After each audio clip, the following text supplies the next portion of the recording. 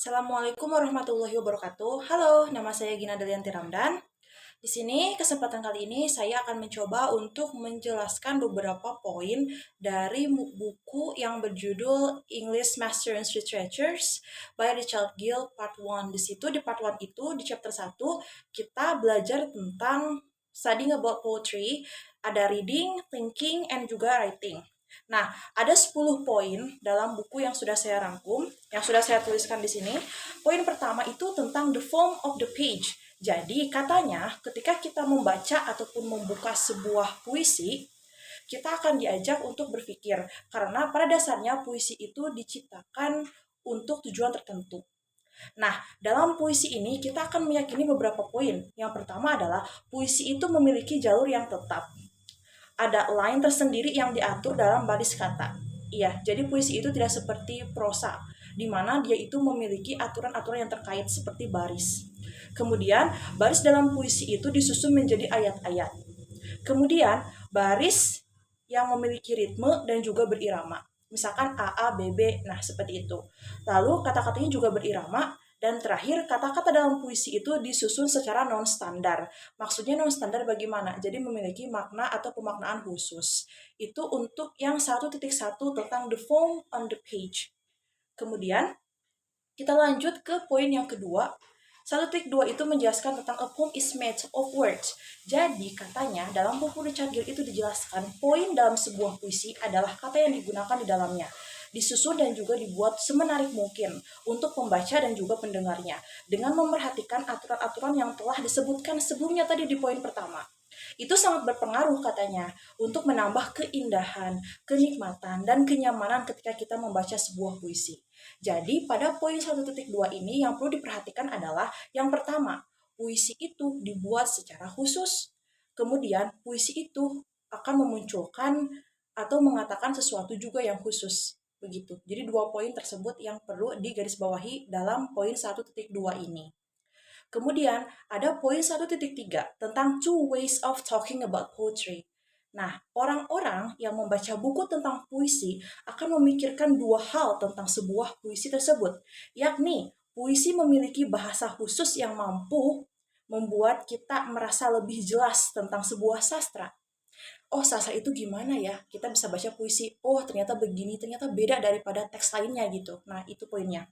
Kemudian, yang kedua adalah membuat kita akan lebih mengerti dan lebih umum tentang pokok bahasan sastra. Oke, kita berlanjut ke poin 1.4. 1.4 dalam buku Richard Gill Part 1 itu diceritakan tentang reading poetry atau membaca sebuah puisi. Nah, dalam membaca sebuah puisi itu, kecermatan itu perlu dan sangat diperlukan.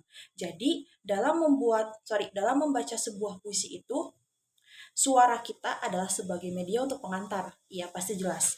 Yang pertama yang harus diperhatikan adalah kita dapat membaca puisi dengan lantang untuk diri sendiri ketika kita sendirian dan tidak terganggu oleh kebisingan. Kemudian, saat kita membaca puisi untuk diri sendiri, kita harus memvariasikan kecepatan atau disebutnya tempo. Misalkan ketika perasaannya sedang naik, marah itu temponya harus gimana. Ketika senang harus kayak gimana, kayak gitu. Kemudian, kita juga dapat mencoba untuk membaca puisi dengan kaset dan mendengarkannya secara berulang-ulang. Kemudian, kita juga bisa mendengarkan sebuah puisi dengan cara meminta bantuan teman untuk membacakan puisi untuk kita. Kemudian, kita juga harus berkonsentrasi pada setiap hal yang kita dengar dengan seksama. Apakah kata tersebut terlontar marah, lembut, senang, halus. Karena puisi itu pasti nadanya berirama, kata-katanya juga berirama. Dan apa yang kita dengar belum tentu apa yang dapat kita tangkap. Karena puisi itu 1000 makna kalau menurut saya. Itulah kenapa puisi dapat dijadikan sebagai bahan pokok kita mengenal sastra. Kemudian, yang perlu kita ingat adalah puisi itu berkembang karena tergantung pada zaman. Sastra yang berkembang maka sebuah karya sastranya pun berkembang termasuk dengan puisi. Dan juga yang terakhir adalah harus memperhatikan kata-kata yang berdampak besar bagi kita, yang membuat kita menikmati puisi tersebut. Oke, kita berlanjut ke poin 1.5. Thinking about words. Apa yang perlu kita pikirkan dari sebuah penggunaan diksi dalam puisi? Nah, dalam puisi, beberapa hal mungkin tidak biasa. pilihan kata yang dipilih dalam sebuah puisi itu tidak bisa sembarangan. Maka kita akan diajak untuk berpikir tentang kata yang sesungguhnya. Jadi dalam puisi itu mungkin ada connotative meaning dan juga denotative meaning. Nah, hal-hal yang perlu kita perhatikan yang pertama adalah bagaimana kata-kata itu digabungkan dan diciptakan menjadi sebuah makna. Contohnya misalkan feeling the blue, kita menerjemahkannya atau menanggapinya tidak merasa biru, oh artinya sedang sedih. Jadi kita harus mendalami bagaimana sebuah kata itu digabungkan dan juga menghasilkan makna yang lain. Kemudian, bagaimana mereka membuat gambaran dalam pikiran kita. Ketika kita menangkap satu gabungan kata, misalkan tadi yang saya bilang feeling the blue, itu penggambaran yang kita rasakan di pikiran kita bagaimana, oh seperti ini, oh seperti ini. Itulah yang membuat puisi itu unik. Kemudian, bagaimana hal itu mempengaruhi perasaan kita.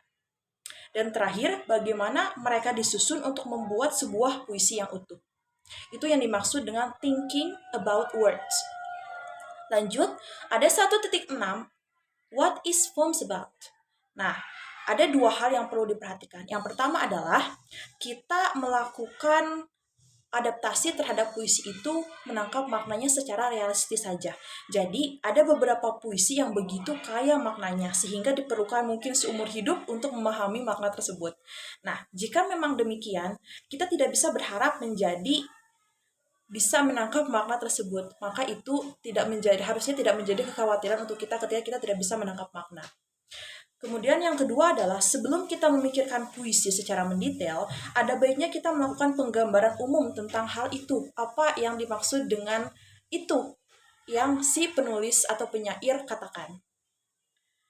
Nah, misalnya jika ada puisi yang bertema atau yang bergenre naratif misalkan ya, yang dikutip dari buku Hausman, misal itu contohnya. Kita perlu memastikan bahwa kita dapat mengikuti peristiwa utama dalam cerita itu apa. Jadi jangan sampai kita blank ketika baca puisi. Ketika kita misalkan baca puisi atau kita mendengarkan, minimal kita tahu, oh sepertinya kejadiannya ini. Jadi kita bisa mengikuti. Apa gunanya kita bisa mengikuti? Tentu kita dapat berpikir dan juga merasakan enaknya di mana, bagusnya di mana, begitu. Kemudian ada poin 1.7, getting clear katanya. Nah, 1, akhiran baris dan bait tidak selalu sama dengan satuan makna. Iya, memang betul. Kemudian, puisi sering mempersingkat frasa. Jadi, beberapa mewakili apa yang diucapkan dan tersampaikan oleh beberapa lagi. Kemudian, penyair memiliki kebiasaan mengontrak kata dan makna. Lanjut, penyair menggunakan inversi atau perubahan atau pembalikan urutan normal kata-kata. Kemudian, selama bertahun-tahun penyair telah mengembangkan arti khusus untuk kata-kata tersebut. Misalkan, anggaplah saya penyair. Kemudian, misalkan saya membuat suatu kata, misalkan bunga yang indah, atau enggak misalkan merah. Nah, merah itu berarti menurut saya itu mawar, karena saya mengembangkan kata-kata tersebut menjadi sebuah makna yang lain, dan itu terkenal, dan orang tahu itu maknanya mawar. Contohnya seperti itu. Terus, ada 1.8, puzzlement, interest, dan juga pleasure. Apa yang dimaksud dengan puzzlement, interest, dan juga pleasure? Kita akan membahas satu. Yang pertama, puzzlement. Puzzlement itu adalah sesuatu hal yang aneh, seperti puzzle. Sebuah hal yang aneh dan membingungkan dalam sebuah puisi dapat kita ekspresikan dengan beberapa pertanyaan. Yang pertama adalah, mengapa penyair mengatakan demikian? Maksudnya itu apa? Kemudian, mengapa kata hus ini digunakan? Emang untuk menyampaikan apa? Kemudian, mengapa penyair berpindah dari pokok bahasan ini ke pokok bahasan lain? Kedua, interest. Interest itu berarti sesuatu hal yang menarik atau ketertarikan. Nah, kita dapat mengekspresikan sesuatu yang membuat kita tertarik dalam puisi dengan 3 pertanyaan. Yang pertama, apakah saya tertarik karena saya merasa aneh dengan kata-kata tersebut? Biasanya hal yang unik atau yang aneh biasanya membuat kita tertarik. Kemudian, apakah saya tertarik karena penyair menggunakan kata-kata yang tidak biasa? Terakhir, apakah saya tertarik karena puisi itu menarik pikiran saya untuk berpikir lebih jauh? Terakhir, ada pleasure. Pleasure itu adalah sesuatu yang memuaskan, sampai kita berkata, wah bagus ya, wah gimana ya. Nah, saking betapa bagusnya itu, kita dapat mengutarakannya dengan pertanyaan, ada apa dengan kata-kata ini yang menurut saya membuat saya terasa, wah Oke, poin terakhir adalah 1.10 dalam buku Richard Gere Part 1. In attachment, sebuah pengesahan, tergantung pada ide yang merupakan pusat sadistasa. Nah, orang sering berbicara tentang yang pertama, apa yang dikatakan sebuah buku pokok bahasan, makna atau isinya.